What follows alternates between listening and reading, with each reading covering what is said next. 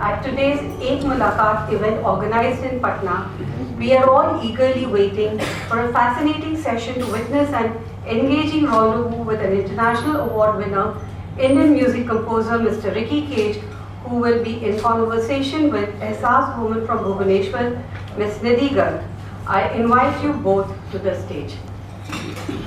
In association with Hotel Chanakya, Sri Cement Limited, Navra School of Performing Arts and Ehsaas Women of Patna has organized today's 8th Mulakat session.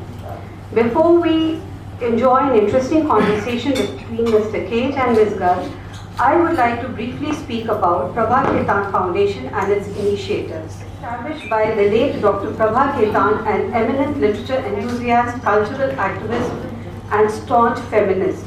Inspired by the golden philosophies and ideas of the founder, Prabha Khetan Foundation began a glorious journey of encouraging and protecting literary and cultural heritage back in the 1980s.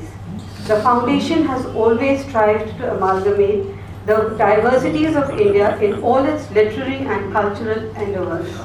No wonder the foundation has achieved stellar heights in creating cultural capital with the able assistance of distinguished patron Sri Cement Limited, Associates and Ehsaas Women of India. The foundation has an active presence in more than 40 cities in India and overseas. It dedicatedly works to connect readers to the literary creations of authors and poets and showcases talented musicians, dancers and performing artists through praiseworthy literary and cultural initiatives. Each initiative of the foundation enjoys a global identity, niche audience, creating the finest experiences and cultural landmarks on the global map. One such initiative is 8th Mulakat, which is an engaging forum for distinguished and celebrated individuals to share stories and sentiments, memories and moments, news and views. Eminent personalities come in conversation with patrons and associates and have a rendezvous on social, cultural, philosophical, economic, current issues of modern times. Audiences gets to enjoy a slice of life of an artist, achiever, cultural aficionado, or thinker. I am extremely glad to introduce Mr. Ricky Kej and conversationalist Ms. Nidhi Garg. Ricky Kej is a multi-Grammy award-winning Indian music composer and environmentalist. He has been US Billboard #1 artist, GQ Hero 2020, and has won 100 music awards in 20 countries. He has performed at prestigious venues. Kej has performed keyboards on 2016 Grammy-winning album, Grace, produced and composed a song on the 2016 Grammy-nominated album Love Language, and arranged and performed keyboards on the 2015 Grammy-nominated album Ayahuasca Dreams. His album Shanti Samsara, World Music for Environment Consciousness, was launched on 30th November 2015 at the 2015 United Nations Climate Change Conference by Prime Minister Narendra Modi and then French President François Hollande. He serves as the UNESCO MGI EP Global Ambassador for Kindness, UNCCD Land Ambassador, UNICEF Celebrity Supporter and Ambassador for Earth Day Network. Recently, he has launched a novel initiative with Prabha Khetan Foundation called Rewear for Earth, which is a brand new initiative on sustainable fashion. The mission is to raise awareness on eco-friendly ventures that bolster commitment towards nature conservation. Ms. Nidhi Garg is a counseling psychologist, a skill development trainer, life coach, and management researcher. She has completed a PhD from KIIT University on mental well-being and has appointed as faculty by reputed institutes like NEFT Bhubaneswar, SOA University, Amity University. She works as an advisor for Srishti Academy of Management to provide women entrepreneurship. Now I request Ms. Garg to start the conversation, and I request all of you to please switch off your phones or put it on silent. Thank you. We heard so much about Ricky Kej, twice Grammy awardee, #1 Billboard. There's so many awards from so many countries. But my first question to Ricky is, Ricky, what are you beyond all this? The unspoken Ricky. The Ricky as a son, as a brother, as a husband, Ricky behind this. No, I'm just a musician, that's all. Nothing else. So that's what everything for me happens through music, so I'm just a musician. Don't say just. So, the first time you were exposed to music was, I heard in one of his interviews that he used to play guitar, and there was a small keyboard that you used to play, and that was your first exposure. In a country like India, where more than 60% of people don't really know what to pursue as a career, what was the reason behind choosing this career, and how were you so clear about pursuing this as a career? So for the first 8 years of my life, I actually grew up in America. My dad's a doctor, and he was a doctor in America for about 25 years. And so I was born over there in North Carolina, in this really small town called as Roanoke Rapids, which is in the northernmost part of North Carolina on the border with Virginia. So that is where I got my first I first got in touch with music. Because even before I could play a musical instrument, I was very obsessed with listening to music. And my father had this huge, massive collection of music, and not just the hits of that particular era, like Michael Jackson and Madonna and Bee Gees and and Elvis Presley and musicians like that, and Rolling Stones and the Beatles. But he also had a huge collection of obscure music from different parts of the world. He had music from Africa, from Vietnam, from, of course, India, different parts of Europe, Celtic music, South American music, African music. So he had a lot of these cultural forms of music that I would listen to very, very often. And for me, the center of my universe was always my music system. While my brother, I had an older brother, I still have an older brother, but my older brother, he was always fascinated by video games, by cartoons, and so was my classmates. But for me, I would constantly listen to music all day long. I would listen to these records, these LPs, during those days there was something known as 8-track cartridges, So I used to listen to that and cassette tapes. And I would listen to these songs, try to pull apart what are the different instruments used in every song, what are the different cultural identities of these particular instruments. And so a lot of my education actually happened through music and through the lyrics of that music, to understand the times that people are going through. Because pretty much everywhere in the world, except for India for some reason, the thing is that history is chronicled through music. The different parts, different eras that a country has gone through is always written about in songs, and that's why you learn a lot about music, we learn a lot about history and the identities of nations through the music that you listen to, and depending on which era of music you listen to. So that was my life in music. And my father had a guitar at home, and he had a really tiny keyboard, not a keyboard actually, a real piano, but a very tiny one. So he had these two instruments at home, and I don't know why. Probably at some point in time he felt that he wanted to, learn how to play an instrument, and he gave up really quickly. So these instruments were lying down at home, and I would, play on these musical instruments, and that's how I started off my musical leanings. And when I was 8 years old, as I mentioned, all of us moved to India.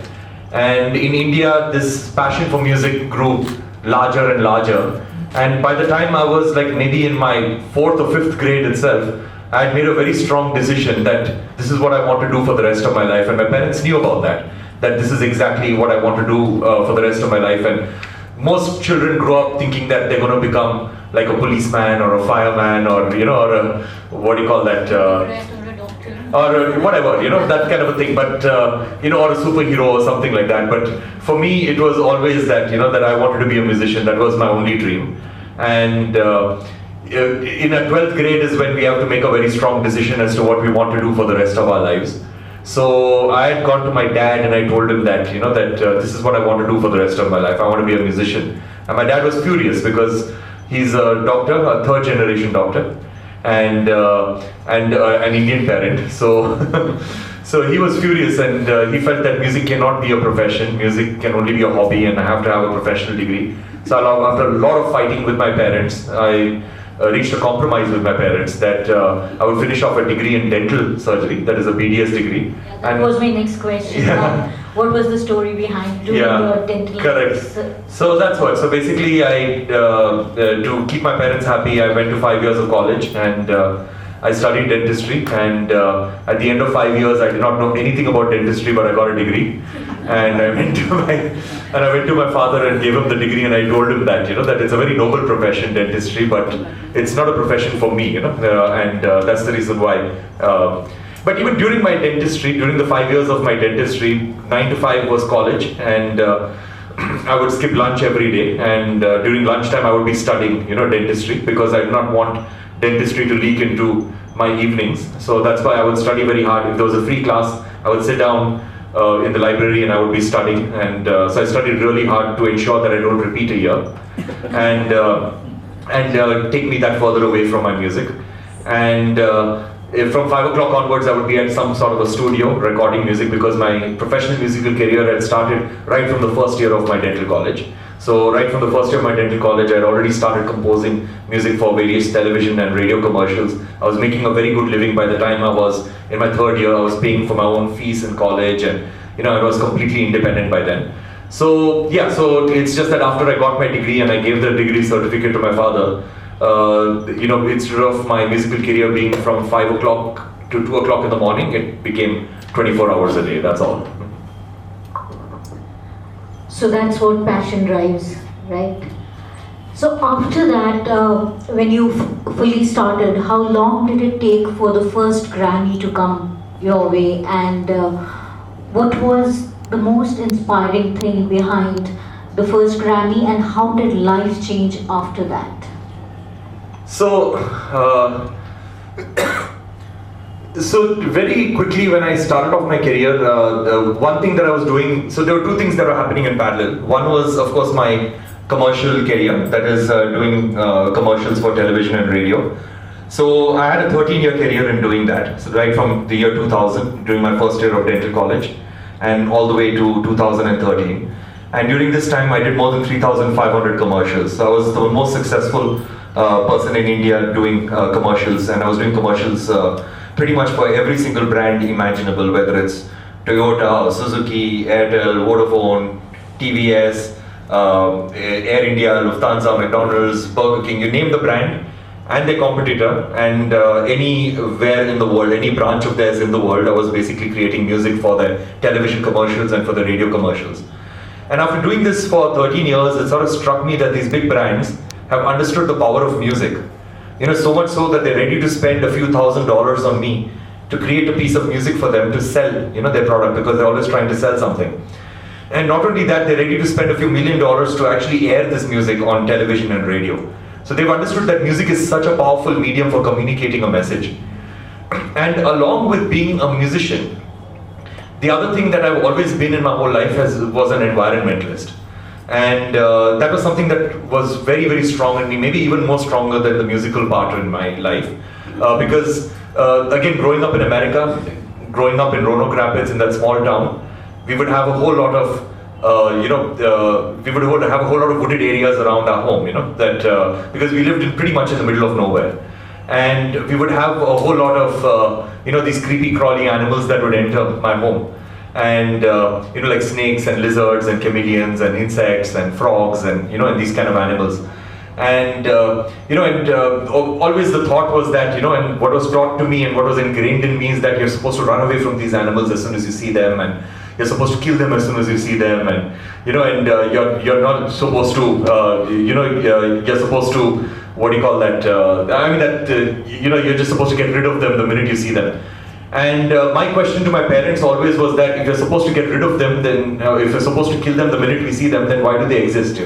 They obviously have some purpose on our planet. And of course, it's now that we realize that every single species, no matter how seemingly insignificant, is a really important part of our ecosystem, and it's this ecological balance that keeps all of us alive, and serves all of us equally. whether we are plants, whether we are animals, whether we are human beings or whatever. It serves all life. So anyway, the thing is that I felt very strongly about the environment. A lot of my music would reflect that, but not all of my music. So that is when, after doing commercials for 13 years, I decided that every single piece of music that I create from now onwards, I'm going to stop all forms of commercial music. And every single piece of music that I create is going to be about things that I feel strongly about. And I'm going to stop asking people to pay me money to make music, I'm just going to create music from the heart, and hopefully I'll be able to sell that music. So that is the idea. So I started treating music the way it is supposed to be treated, as an art form, rather than a commissioned, art, rather than a job, where you're just asked to do something and you're paid money for it and you do that, So I started treating music with the respect that it absolutely deserved. And that's what started off that particular side of my career. Then the second aspect of it is that I was also doing albums, and I was signed during this entire 13 years. And I was signed up with Universal Music, then with EMI Music, with Virgin Records, with Very Sarabande, all the top labels. And all of them were in America. And none of my music was actually released in India, until actually quite recently. And the reason for that, I'll just quickly tell you before we move on to the next question. Now in India is predominantly a Bollywood market and a film market. Whether it's Bollywood or whether it's the local film industries. And if you're making music outside the realm of the film industries, it's very difficult for you to market your music. In fact, since I'm a composer, when I tell people I'm a composer, the first question I'm asked is which movie. Or if a singer, tells you that, I'm a singer, the first question you're going to ask them is that, which have you sung for movies, So that's the idea, because that's how deeply ingrained the movie industry is with the music industry, that people cannot think beyond the movie industry when they think about music. And the thing is that when it comes to breaking cultural barriers all over the world, Bollywood has not been successful at that, because the thing is that if you have people say that that Bollywood is heard all over the world, and Bollywood movies are watched all over the world, which is true. But when a Bollywood composer or a Bollywood singer performs anywhere in the world, like let's say in New York or San Francisco or Moscow or wherever, or Germany or Berlin or wherever, the thing is that they are able to fill up complete stadiums, they are able to fill up complete auditoriums, but the people who show up for those concerts are purely the Indian diaspora. Nobody else shows up. You won't find a single person beyond the Indian diaspora who's sitting in that audience. Whoever the composer is or whoever the musician is, whether it's Shankar Ehsaan Loy, whether it's Vishal Shekhar, whether it is A.R. Rahman, whoever it is, it's only the Indian diaspora that shows up. Whereas, I started looking towards the classical musicians. Like, for example, Pandit Ravi Shankar. He's been the greatest inspiration in my life ever. So the thing about Pandit Ravi Shankar is that I watched his concert for the first time when I was 19 years old in San Francisco. And the demographic of the people who were there in the auditorium was representative of the demographic of the people who live in the city. Like, for example, if the city had an 80% Caucasian population, then there was an 80% Caucasian population in the audience, If it is a 5% Asian population, 5% Asian population inside. If it's like a 3% Indian population, only 3% of people inside the auditorium was Indian, because he had completely broken cultural barriers, and it did not matter what nationality, what culture, what race you are from, everybody was just appreciating his music as it was. And he was not trying to cater to the West. He was not trying to make Western music, he was not trying to sing in English, he was not doing hip-hop music. He was probably collaborating with such artists, but he was playing the sitar and he was staying true to his identity. And that is when I realized that people are going, even till today, people in India are going in the opposite direction and in the wrong direction. They feel that if they want to get recognition all over the world, they feel that they have to, in order to cater to the West, they have to create Western music, which is absolutely untrue. You have to stay true to your roots, you have to dig deep into your roots, understand who you are as a person, who you are as an Indian, and create music or create art forms which are truly Indian, and then it will be appreciated all over the world. Because everywhere in the world, people are looking for honesty. That's what, if you're honest and you're true to your art, you will be appreciated. So that is what inspired me heavily, that, that for me, I need to look at an international audience, and I need to stay true to my roots and exactly true to what I believe in and create music. So, and I believe that Pandit Ravi Shankar is one of those people who made Indian music popular all over the world, and he opened the door and people like me just slipped through, so that is the idea. Would you also like to share the Pandit Ravi Shankar syndrome that you have coined? So there's something which I call the Pandit Ravi Shankar syndrome, which is something in India to show that how much we appreciate good art in India. So which instrument did Pandit Ravi Shankar play? Okay, fantastic. He won the highest civilian honor in India. What was that? Correct. He won the Bharat Ratna. He won the Bharat Ratna. Then he has two daughters. What are the names? And Nora Jones. Nora Jones. Yeah. So he's got two daughters. Okay, fine. And can anyone name an album of his? Can anyone name a song of his? Yeah, a lot of music. Meera. We gave music for Meera. He gave music. Name. Okay. How about tune from that? How about Bollywood tune? I don't have the voice to go. No, but what do you call that? Can you recite lyrics from a Shankar Ehsaan Loy song or from an A.R. Rahman song? No. I mean that. No, like everybody knows these songs. So that is what. So basically, that is how much we are appreciating art. You know. Even I know the arts created by Pandit Ravi Shankar because I'm a student of Hindustani classical. Okay. Rag Parmeshwari was created by. No, but I'm talking about the music that is actually commercially released. Oh, commercially, he made it one for a movie which was sung by. What is the name of the movie? When you know Bollywood movies on the tip of your fingers. I don't watch Bollywood movies. So many of them. No, but how about you know of it? Like that's what I'm saying. You all know the personality, you all know names, but you all don't know the music. You know the names of the wives also. If you want me, I can give you the names. Okay. What about no? We are constantly talking, but we are not humming any tunes, nor are we talking about any songs. Yeah. But if I tell you name an A.R. Rahman song, how many will you be able to name? I don't know Bollywood. You mean you don't know any A.R. Rahman song? That's absolute nonsense. No, that is absolute I don't know any. I heard more of Ravi Shankar than of A.R. Rahman. That's not possible. That's just not possible. That's just not possible. I'm the one. I am the only I've Hindustani heard so many music. of his live concerts that. No, that's not. Live concert, then come on, how about you name a song of his? But basically the thing is that. I don't have a voice, that's why I can't hum it. Then name a song. Name a song of his. Come on. No, the whole. Yeah. No, Meera. I'm talking about a commercially available song. So Yeah, right now, Meera. Okay, right now there's a whole lot of arguments happening over here, but there are no songs coming out over here Meera. because people are trying to prove that they're listening to good music, but they are not. No, not at all. Meera, directed by Gulzar. Okay, no, I got it, sir. I got it, sir. Has all the Meera bhajans which has been composed. Fantastic. So you can name everything, but nothing is coming out of it. No, Anyway. I don't have a voice. Okay. But that is basically the scene of Indian music right now. That that we know personalities, we know names, we know trivia about artists, we know trivia about which movies they've done, but we have no idea of anything of the music, nor do we listen to it. So that is something that really needs to change in India. Because otherwise, we would have had a whole lot of people just immediately naming songs, So that's the way it would have been on, especially for a person who's won a Bharat Ratna and a person who is the greatest sitarist ever in the history of our nation. And we do not know much about him. So anyway, so that is basically the Ravi Shankar syndrome. And that is basically what we are facing in our country today. Right. So, how was your meeting with Narendra Modi ji after your first Grammy and the origin of Shanti Samsara and its journey? So basically, after I'd won my first Grammy, that is in 2015, it was a great experience, obviously, beautiful experience and all of that stuff. And what happened was that the Honorable Prime Minister had invited me.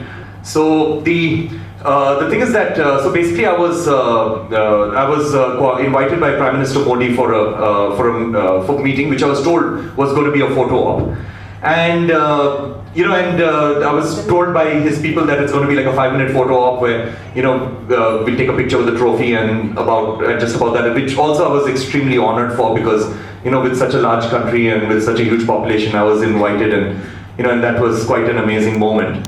But then when I went for the actual meeting, it ended up being an hour-long discussion, which was pretty amazing because he was talking. By then I was already an ambassador with the United Nations. I was doing a lot of work with them, and and I was And Prime Minister Modi was going to be visiting the climate change conference in Paris. That is in 2015 on November 30th.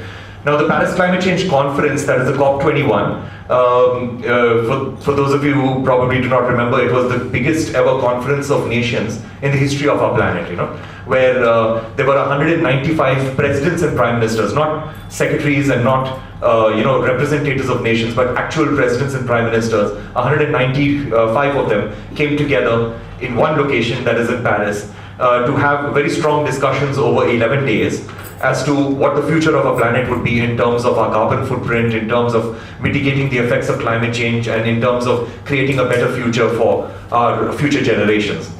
So it is a very powerful conference, and Prime Minister Modi told me that he's going to be visiting that conference, and he showed me his speech because he was going to be delivering a keynote speech, and he asked me to read it and give him my opinions, and I did that.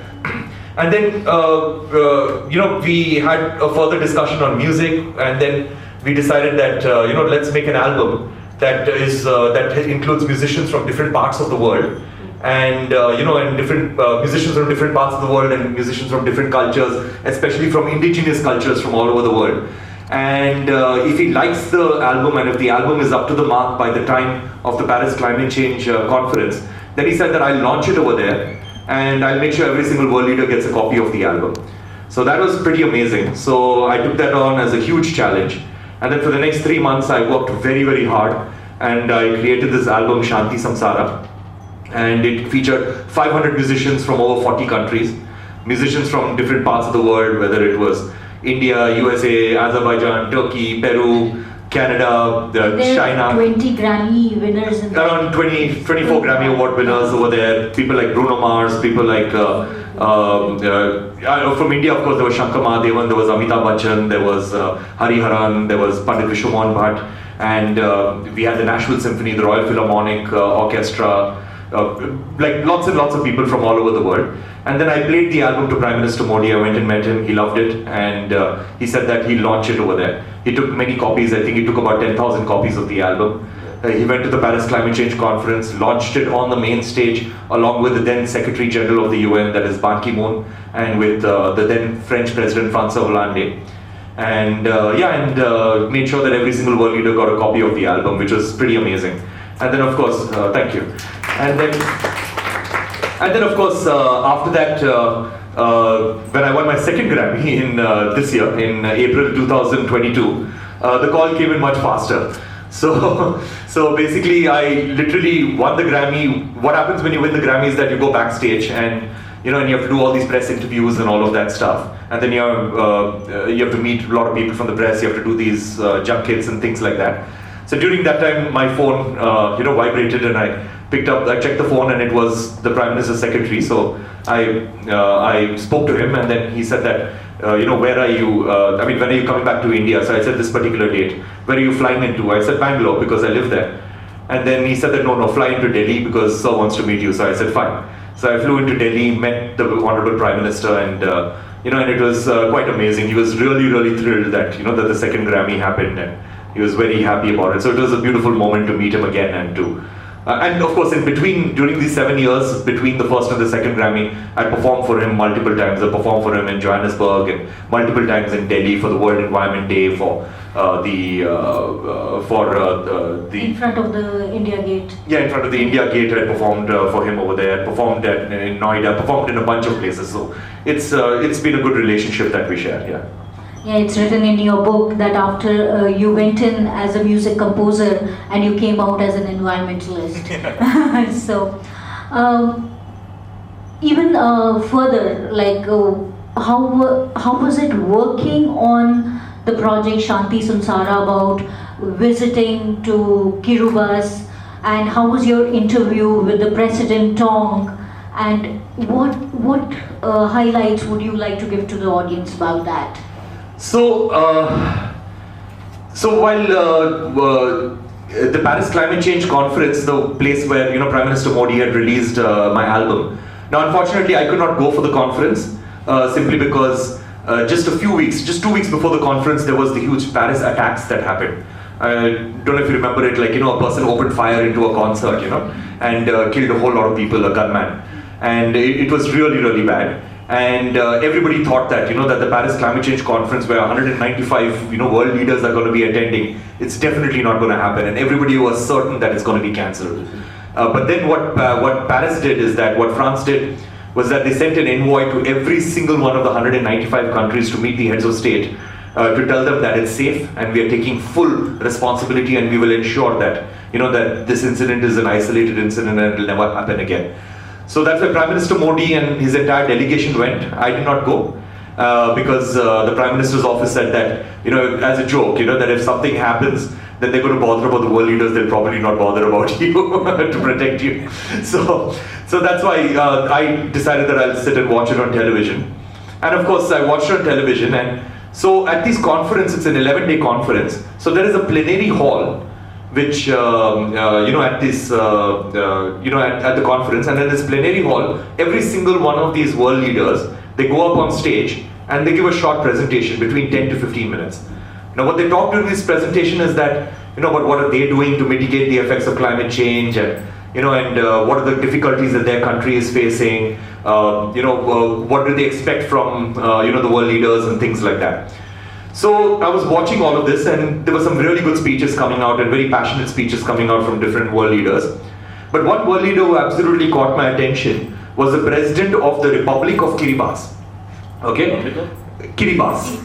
Kiribati, and it's a Pacific island nation. So this president, he goes up on stage and he gives like a 25-30 second presentation. And he just says that all you countries present away, all you 195 countries present here, please pass a resolution that ensures that my people of Kiribati stay above the water. That's all he said. And he walked off stage. And I was quite shocked because I had not even heard of this country, let alone her disastrous fate. So then I, just like you, I tried to listen to what's the name of that country. And then I started Googling the country and I started understanding about the country. So it's a country in the South Pacific. If you look at actually I should just do this actually, one second. Let me see if I've got it installed, what do you call that, Google Maps. Not Google Maps, what's the other thing called? Google Earth. Earth, correct. Yes, I've got it installed, luckily. It's a new phone. So while this is, it's loading, I'm sorry about the wait. Okay, so everybody know about this part of the earth, right? That is North America, South America. A lot of pictures of the globe are like this, right? Then some pictures of the globe have got Europe and Africa like this, right? Yeah. Correct? Okay. Then some of them show India, especially if the picture is originating out of here. But a lot of people don't show this. That is just ocean. Yeah. So like if an alien species looks at the planet like this, they'll feel that there's no land on this planet, because in fact the whole globe is just water. So right in the middle of that is where Kiribati is. Exactly in the middle of that. So that is what, it's quite difficult. So the thing is that, so the thing about Kiribati is that Kiribati is right, it's very geographically significant because it is right on the intersection of the equator with the international date line. So it's the only country in the world which has got land mass in all 4 quadrants of the planet. Okay? And it also brings in the New Year's every year, brings in the sunrise every day. So that's how significant this particular country is. Now they're completely in isolation. There used to be 33 inhabited islands. As of today, there are 21 inhabited islands. Very low-lying islands. And they are predicted to be the first country in the world that's going to go completely underwater due to climate change. Now we all know how climate change happens. Basically the sun's rays enters the planet, and then what happens is that whatever is required for photosynthesis, for life, for human beings, for warming the planet is used up by the planet. The rest of it bounces back and it goes back into space.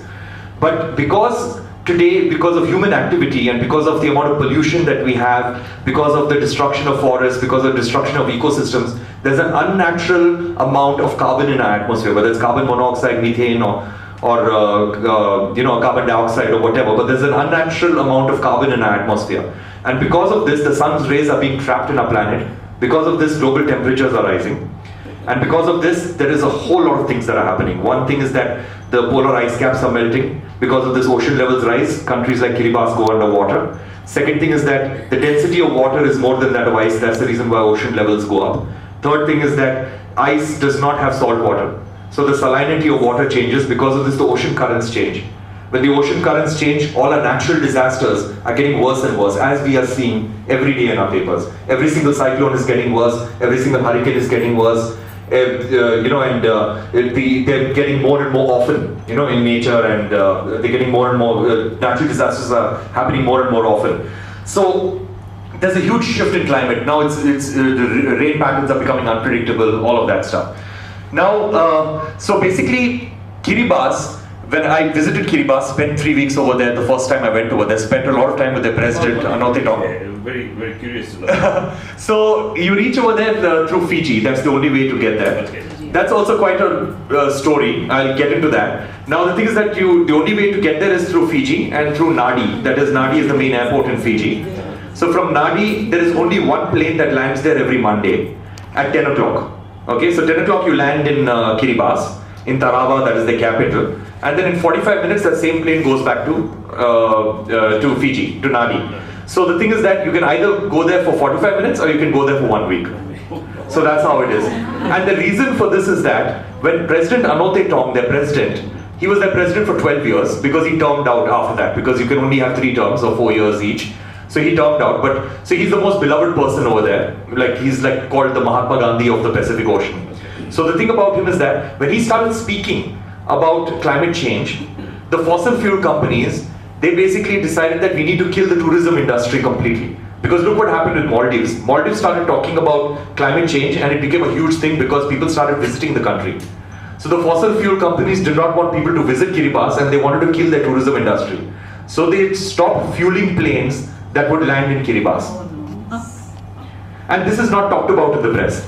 They stopped fueling planes that would land in Kiribati. So Kiribati, they used to have their own airways. You'll see a lot of their planes in their airport with grass growing inside it, and and all of that stuff. It's absolutely terrible. And because of this, they do not have a tourism industry. The whole capital has got just one hotel, which is a really bad one. So you end up having to stay with somebody over there. And it is the most beautiful country that you will imagine ever. If you think about Maldives, about the beautiful beaches, this is far, far more beautiful. What's the language? Language is Kiribati. It is called Kiribati. They've got their own language, completely their own culture, their own dance forms, their own costumes, everything. It's a completely indigenous set. And imagine, and they are predicted to be the first country that's going to go completely underwater. And the most important part is that they are an environmentally conscious society. They do not have any industrialization on the island, no carbon emissions, nothing. But yet, if all of our countries could build domes around our borders and keep our carbon emissions and our pollution within our own border, then countries like Kiribati have nothing to worry about. But the problem is that it's one atmosphere and a really, really thin atmosphere. It is said that our atmosphere is so thin that if you have an orange, okay, and you cover the orange with varnish, okay, the layer of varnish is how thin our atmosphere is. That is how thin our atmosphere is. So that is, and imagine, so previously the narratives used to be that if you pollute the atmosphere or if there's industrialized pollution or your car puts out pollution or whatever, it's going to go somewhere, And and if you throw a plastic bag, it's going to go somewhere. The wind will take it somewhere. If you throw stuff into the river, it will go somewhere. But now we've started realizing that everything is finite, and and the pain and suffering that we are inflicting on nature's pain and suffering that will eventually be inflicted on ourselves. So that is what's happening with Kiribati. And in Kiribati, the thing is that it's not, when we are causing all this damage to nature, it's not affecting us directly right now, but it's affecting people on the other side of the world. And we need to start thinking as a species, We need to start thinking about the whole of humanity and all life together, rather than only thinking about people who are immediately around us. And that is where Kiribati is suffering, that nobody cares about them. Because they do not have any natural resources, no coal, no gold, no, nothing that they can mine in their countries, so in their islands. So basically nobody cares about them. And that's why nobody even talks about them, and they're going to disappear, their culture is going to disappear, and nobody gives a damn, So that's how it is.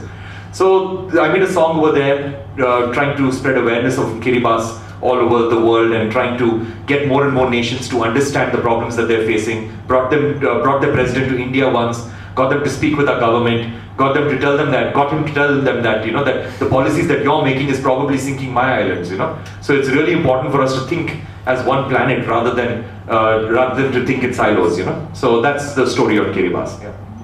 Sitting in Patna and not talking about the song on Ganga would be injustice. So he has one song which has been inspired by Ganga in Shanti Samsara. Could you speak about that? Sure. So that was one of the songs that I created for the Shanti Samsara album for Prime Minister Modi. So while we were talking, he was talking a lot about Ganga. So then I decided that I needed to make a song which is a tribute to Ganga.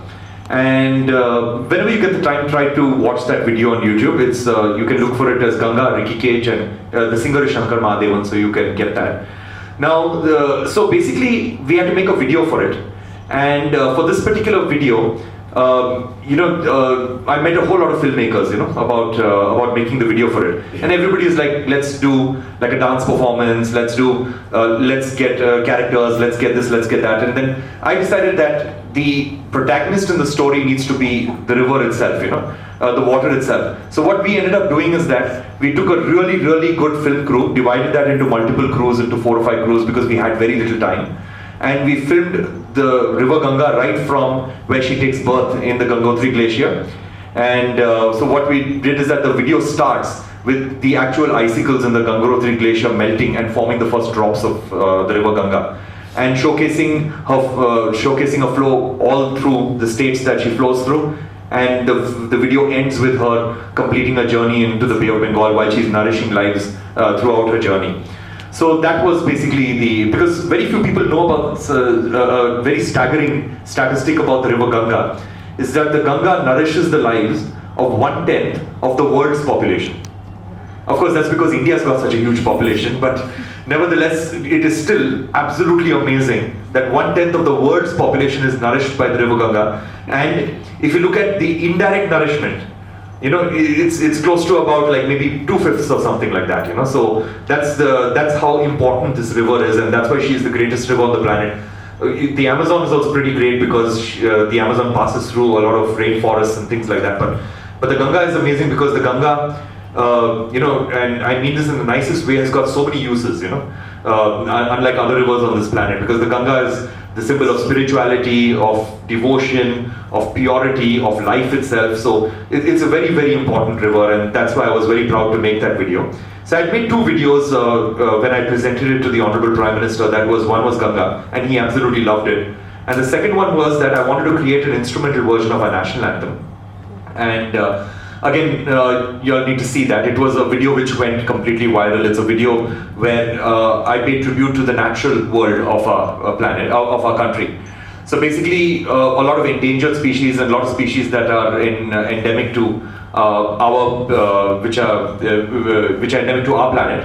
So basically what I did was that we filmed all these animals in their natural habitat, not in zoos and things like that. So we got some amazing filmmakers who routinely work with National Geographic and with Discovery, and we got them to travel around the forests of India and to film these animals in their natural habitat in the best possible way. So some animals it would take like 2 to 3 weeks to actually spot them, like the snow leopard. I think it took the filmmakers almost like 2 weeks to just being in one position trying to find that particular snow leopard and to get a glimpse of the snow leopard.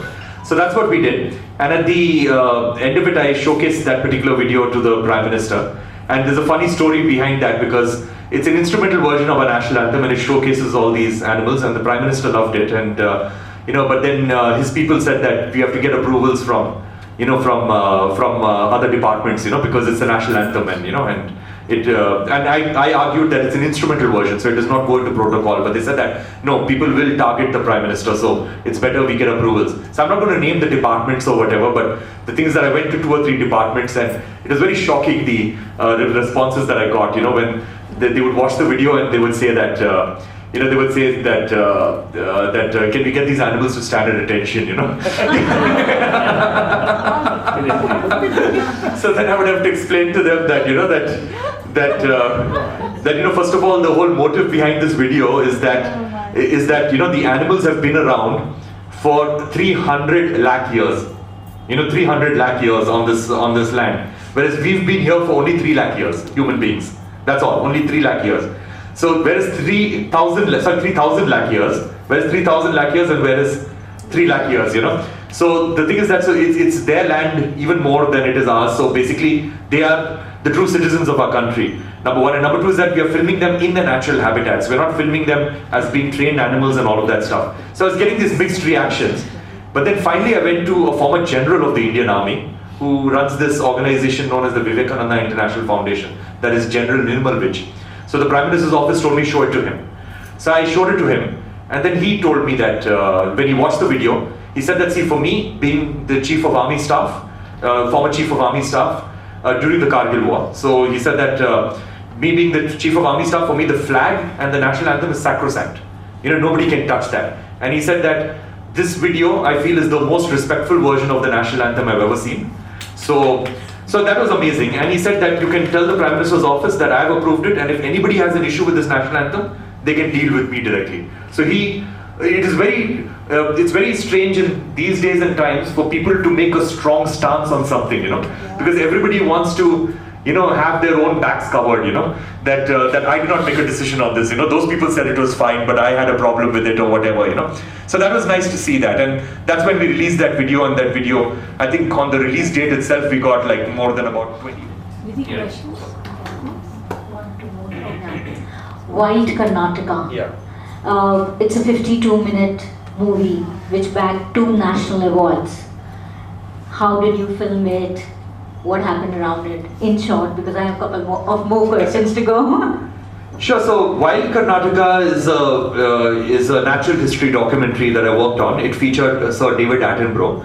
That is, Sir David Attenborough is one of the greatest, naturalists and natural history filmmakers and narrators in the world. His younger brother was Richard Attenborough, the guy who made Gandhi.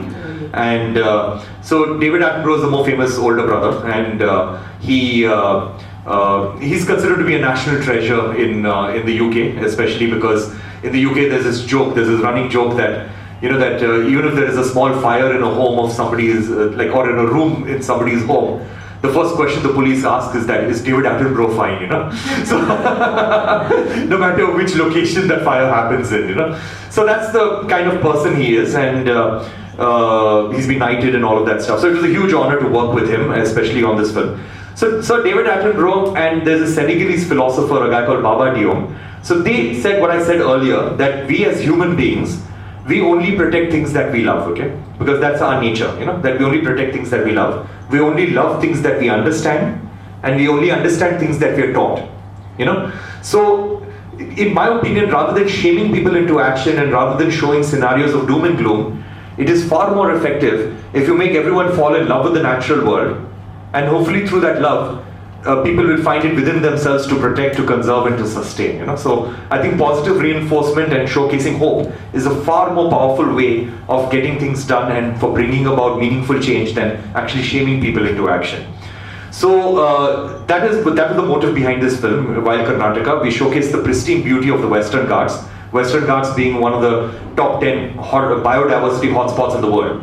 And the other thing about the Western Ghats is that the Western Ghats, the number of species that are only found in the Western Ghats and nowhere else in the world is actually more than the number of species that are only found in the Amazon and not found anywhere else in the world.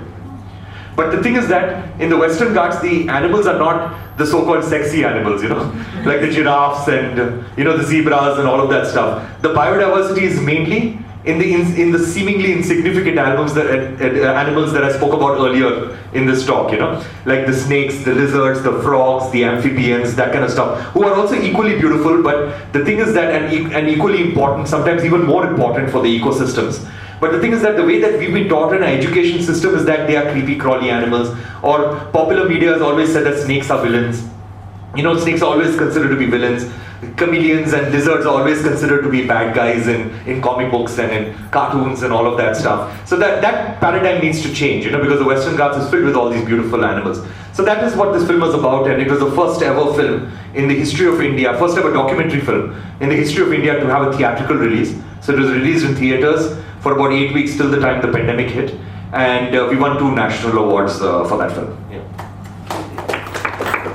How was it collaborating with your role icon, Stewart Copeland, for your second Grammy album, Winds of Tide, and why the name? It was Divine Tides. Divine Tides, sorry. Yeah. So the thing is that Stuart Copeland is the, if you all knew about this band called The Police, you know that, the band which had Sting in it, you know, so one of the greatest bands ever, 75 million albums sold, I mean, that easily one of the greatest rock and roll bands. So Stuart Copeland was the drummer of that band. And Stuart Copeland is widely considered as the greatest drummer in the history of music. In fact, Rolling Stone magazine has called him that, you know, the greatest drummer in the history of music. So I've been a huge fan of his, and in fact, growing up, I had posters of him on my walls, and you know, I completely idolized him. And so after winning my first Grammy in 2015, for the next 6 or 7 years, it was constantly on my mind that I need to make a follow-up to that album. But I had a relentless touring schedule, you know, that constantly traveling, constantly performing. In fact, this year itself, I started traveling in February, and I've already finished, I think, about 13 countries now. And already about 40-45 concerts, and another 20-25 concerts to go by the end of December. And another 4 or 5 countries to go. So it's quite a lot of traveling. So there was no time for me up to 2019 to actually sit down in a concentrated manner, in a focused manner, to actually create a new album. But then 2020, the pandemic hit, and I started working on what would be Divine Tides, the album. And while I was working on it, I felt the need for a strong collaborator, and I decided that let me reach out and let me see if Stuart Copeland would be interested. So I reached out to him, and to my absolute astonishment, he loved the music, and he said that, you know, let's work on it. So then we had these rules that we would work on. Number one is that since he was in Los Angeles, I changed my sleep timing so that my sleep timing was sync with him. So I would sleep in the daytime, and and in the evening time, during his daytime in Los Angeles, we would work together. He's 70 years old, so he's got 3 children who are older than me. So the thing about him is we shared a beautiful father and son relationship, and we had decided that we were going to talk to each other pretty much every day so that the album will progress. Because what happens with these kind of passion projects is that sometimes it will go on for 5 years or 6 years because we'll be doing other stuff in between and things like that. So we decided that we're going to focus on this album and complete it. So that's what we did. We became very close friends, and and a mentor, kind of a relationship. And at the end of it, we finished off the album, and the album released. The album was very successful, and we won a whole lot of awards all over the world, and that culminated with us getting nominated for the Grammy. Now, we got nominated for the Grammy last year in December, and the award ceremony was in April. So it was a huge gap. And the first time anybody comes to know whether you've actually won a Grammy is when you're at the ceremony and the celebrity opens the envelope and announces. There's no way to find out before that. In fact, even the Grammys do not know who's won because it's an automated process of printing that envelope. So that is how the Grammys keep themselves completely insulated from any lawsuit, about people saying that it's unfair or whatever. So that's how they keep themselves completely insulated. So after we got nominated, we decided that all right, we'll meet. We've never met each other in person, right? Because it was a pandemic album. So we've not met each other in person. So we decided we'll meet each other in Las Vegas in April for the Grammys. But then just before the Grammys, he told me that he's got a concert in Nashville, so let's meet over there. So I flew to Nashville a week before the Grammys, met him over there. It was one of the most beautiful moments of my life because after the concert, he had an after party, so I met him over there for the first time. We hugged each other, and it was a very surreal experience for me, even though I knew him so well. But to meet him in person was something completely different. So I met him. And then we went to Los Angeles, we spent some time in his house, then after that we went to Vegas for the Grammys, we shared a room in Vegas. So that is how beautiful the relationship was. So what I'll do is that I'll end this with this small anecdote about the Grammys itself, the ceremony itself, so that you'll have an insight into what happens at the ceremony. So the rules and regulations of the ceremony is that if you are announced as a winner, then what you have to do is that you have to find your way on stage. Okay, and you're given exactly 2 minutes, that is 120 seconds to give your speech. And exactly at 1 minute and 45 seconds, the music will start playing. The conductor starts conducting the orchestra, the music starts playing, and the music starts soaring. And exactly at 2 minutes, the music will overpower your voice and they will shut off the microphone. And they don't care who you are because it's a live telecast, and they cannot afford to go even a second over time. So that's why they will shut off your mic. So that was the rules. So we had sort of decided that, that he'll take a minute, I'll take a minute, if we win. And then on the 1 or 2 days before the Grammys, they send us an email and they say that instead of 2 minutes, now the rules are 45 seconds and only one person can speak. So let's say if one person takes 15 seconds, If the second person is walking towards the mic, they will start playing the music and they will shut it off. So only one person can speak, and it can be only for 45 seconds. So I told Stuart, you will have to speak because you're the legend. And people will probably throw tomatoes at me if I'm going to be speaking and you're going to be standing in the corner. He was very against the idea, but he understood and he said that, all right, I'll speak. So we sit down in the ceremony, they call out our names, we are the winners, we go up on stage. It was of course an exhilarating moment. We go up on stage and then he takes the mic and then he makes a quick joke about drummers because he's a drummer. And then he says that this album is all about Ricky because he's the guy who initiated it, this award is for Ricky. And then he says that, Ricky, take the mic. And I did not know what to say because I had not prepared a speech. So I took the mic, and then what I did not realize is that the conductor was sort of like a student of his and a person who, who he hires very routinely for his concerts. So it's on YouTube, you can check it out on the video of our speech. He looks at the conductor and he points at him and he's like, don't you dare. and he tells me that, go on, say whatever you want. And then I cross the 45 seconds and then the conductor starts playing the music and I can hear the music a little bit in my ear. And then he looks at the conductor again and again he looks at him like this. And the conductor puts down his baton and then I carry on for another 15 seconds. So I gave like a 1-minute speech. Walked off stage, so that was basically what happened at the Grammys. So that shows what kind of a person he was, because what he is rather, because he is so secure with his legendary status that it does not matter for him to get that moment which is televised to like 1 billion people all over the world, and he decided that let's give it to Ricky, that moment, because he's so secure about himself, So that's what legends are made of. When they're so secure about themselves that they can give the limelight to somebody else, Right, very true. My last question is your initiative with Mulakat Patna Foundation, Rewear for Earth, and how do you practice it? And because I know it's a very inspiring story, so let the audience get the cake of it. Sure. So there are a few things that I do in my life to promote sustainability. So I'll speak quickly on that. One is that I do not own a car. I used to own a few cars up to 2013. Then I was a car crazy person, and then I sold my cars. Now, for the last 7 years, I've not had a car, and I use public transportation in Bangalore because I realized that when I travel outside of the country, I'm using public transportation. So why can't I do that in my own city? So I use the BMTC buses. I use the metro train, and when I need to, I book an Ola or an Uber, and I use obviously taxis from airports and things like that. But the thing is that I do not own a vehicle because I feel that that's the best way to be more environmental friendly and force you to use public transportation as much as possible, because people look at public transportation as moving backwards if you have a car. And that's a stigma which only exists in India and nowhere else in the world. So I think we need to change that paradigm, and only then the government will give us better facilities. The second thing is that when it comes to food and my diets, of course, this is a personal choice that everybody has to make because there's a huge cultural significance to it. But I'm a vegetarian and an aspiring vegan. You can read more about this, that a plant-based diet is the most sustainable diet. When it comes to meat, especially the beef industry, is the most polluting industry along with the fashion industry on this planet.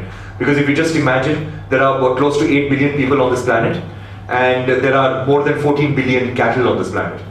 The cattle breathe much more than we do, so the amount of carbon dioxide which goes into the atmosphere. And these are not cattle that are naturally born, They are basically grown and they are bred for human consumption. And the number one cause for deforestation in the Amazon today is basically soy farming for feeding the cattle. So imagine if there were no cattle, then all the soy would go into feeding human beings and the world hunger problem would be solved immediately. So that's what, but we are growing that soy, feeding into the cattle, getting them to grow up to about a couple of years, and then slaughtering them and then eating them, which makes no sense at all. So I believe that we have to try to reduce our meat consumption, all meat, including fish. We have to reduce our meat consumption as much as possible. And so I'm an aspiring vegan because veganism is the best way to go. Cotton t-shirt, 6,000 liters of water. So if we just buy lesser clothes, then basically we are doing a lot of work for the environment, and that's what Rewear for the Earth is. Rewear for Earth, the Mulakat Patna Foundation thing. So like if you look at this suit, I wore this suit for 3 of the Mulakat Patna Foundation events in the last 2 weeks. So I just, if you go onto my Instagram, you'll see it at least in about 10 or 11 pictures of different events. So I constantly keep rewearing my clothes, and I only have 11 sets of clothes. Lastly, I get my carbon footprint audited every quarter, just like how everybody gets their finances audited. There are these amazing organizations which audit your carbon footprint. So it audits your water footprint, your carbon footprint, your impact on the environment, and then they put a number to it, and then you can mitigate the effects by planting trees or by investment in renewable energy companies, and thereby you can lead a carbon negative or a carbon neutral lifestyle. And you can also understand where your impact is, and you can try to reduce your impact for the next quarter. So that's what I do. It's open for questions. Yeah. First, I welcome you. And actually, I salute you. It was so inspiring to hear you. I learned a lot. Actually, I didn't know much about environment. I know music because I grew up as a musician. And I actually am awed by musicians. I always envy people like you who could follow their dreams and make it their career. My mother being a trained classical musician from Gaya Gharana, I grew up in that environment. That's why when I tell you, I don't listen to filmy songs. Because I grew up in that environment, I wanted to be a musician myself. Yeah, but even if you don't listen to filmy songs, the filmy songs reach you. No, I my OT team is there. In OT, I was playing your music today. Okay. And I'll tell you about it. Tell me. Okay. Yeah, it's only Shastri Sangeet that goes on. Got it. Okay, this is the question. Yeah, so the question was, first of all, that I was just making a comment, you trained as a dentist, but would follow your heart and pursue your career as a musician. I wanted to be a musician, my father made me a cardiac surgeon. So I ended up being a cardiac surgeon. I was listening to your music, I just want to comment about your music which I was listening to in the OT today. One was the longing, which I really loved, and I'll take the permission of my wife to play that music to the audience. Balmane Thore Naina Bade Chikchor. It's beautiful. If you could sing it up for us, otherwise I'll play that music if you'd allow me. No, I don't sing. Okay. It's in Dark March. I just like to play it because it's one of the most beautiful pieces I've heard, and congratulations on that. Thank you. So the question. The question is that I want to comment about the love story in Rag Malhar. It's awesome. And the Himalayas in Rag Charukesh, which was I listened to. The question is, did you train in Hindustani classical music? Yeah. And who was your guru? So I was largely self-taught in the beginning of my career. Yeah. And then what happened was that when I decided to make music a profession during my 11th and 12th standard, that is when I realized that I needed to have a formal training, even though I was already, winning awards, and I was already doing very well in music, and I was traveling across India with my band and all of that stuff. Just to overcome what would perceivably be a handicap later on in my life, because this was something that I was going to pursue for the rest of my life. And also I understood that in order for me to be confident with collaborators and confident in my conversations with other musicians, it's important for me to have that. That training in music and to speak the language of academic music. So that's the reason why I trained in Western Classical and in Indian Classical. So I trained in Western Classical at a distance education course with the London School of Music, and Indian Classical with a tutor in India. I mean in Bangalore. So that's what I did. Who was your guru? A guy called Prakash Santaki. Okay. Yeah. And can we give the mic to somebody else for some more questions? I am not speaking. Yeah. I just want to play to the audience this beautiful thing. No, let's not do that now. Let's have interaction. Yeah.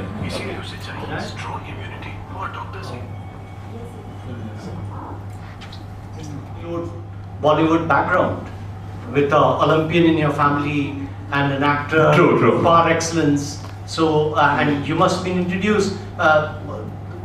You come from a family which has got Meena Kumari and Mala Senayan into the movies. So why didn't you move to? So that's you're talking about my grandfather. That is my mom's dad. So the thing about him is that he's also been a huge inspiration in my life, just for the excellence that he commanded throughout his career.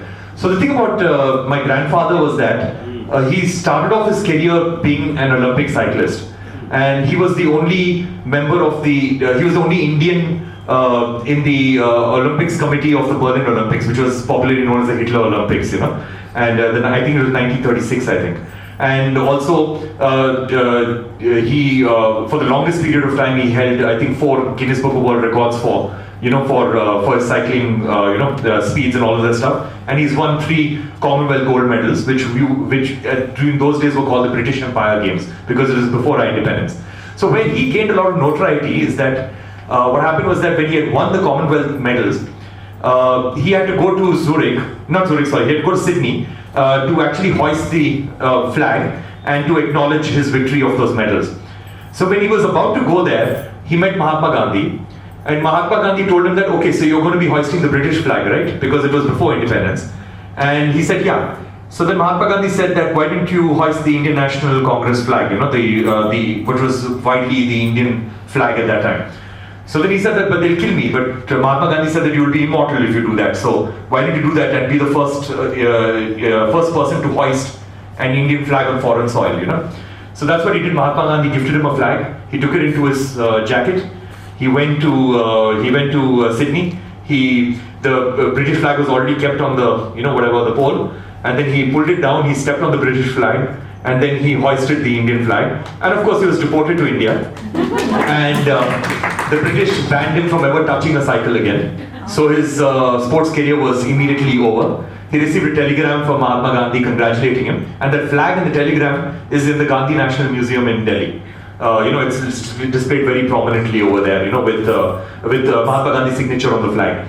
So that was pretty amazing, and he did not know what to do after that, you know, with his life. So then after that, long story short, he decided that, okay, let me enter the film industry. People say I'm good looking or whatever. So then he was a sportsman, so athletic, so he had a good body and all of that stuff. So then he met a filmmaker called Saurabh Modi, and Saurabh Modi, you know, told him that, all right, if you can find a heroine for my film, we are auditioning heroines. If you can find a heroine for my film, you can act in my film. So they went to Lahore to audition heroines. They auditioned almost like 500 girls. They could not find anybody who they liked. They went to the railway station to come back to, come back to Amritsar and or Delhi, I forgot where. And then while they were getting into the train station, they found this 14-year-old girl crying and crying because she missed the audition. So then they casted her right there, and that girl ended up being Madhubala. And so Madhubala's first film as an actor was my grandfather's first film as an actor. It was called Daulat, you know, by Saurabh Modi. After that, he introduced Meena Kumari to cinema, Dharminder. He introduced all these people were his discoveries, because after that he decided that he did not want to be the lead actor in movies. He started playing bit roles, and in addition to that, what he started doing is that he started becoming a production designer in movies, where he became the first production designer in the history of Indian cinema, where a director would give him a script and he would decide everything about the film. Like who the cast is going to be, who the editor is going to be, what the sets are going to look like, who the actors are going to be. So that is how he started discovering all these actors, like Dara Singh and bunch of them, lots of them. So he's got this book called My Misadventures of Filmland, which talks about how he's discovered all these, these actors and how he got them into the movie industry. So for me, I've never been a part of Bollywood and will never be, because as I mentioned that Bollywood makes only two kinds of songs, that is love songs and item songs. And for me, I want to do beyond that. And so even though I've been given tremendous amount of offers in Bollywood, that is something that I will never do unless there is a film which has been made at the heart of which it's a social message or something that is really important. Only then I will be part of a Bollywood film. Yeah. Any more questions? It was a very, very interesting session. And before we end the session, on behalf of the foundation, I would extend my gratitude to our partner, Shree Cement Limited, Distinguished Associate, Hotel Chanakya and Dainik Jagran. I would also like to thank all the audience. You've been an amazing audience. Thank you so much.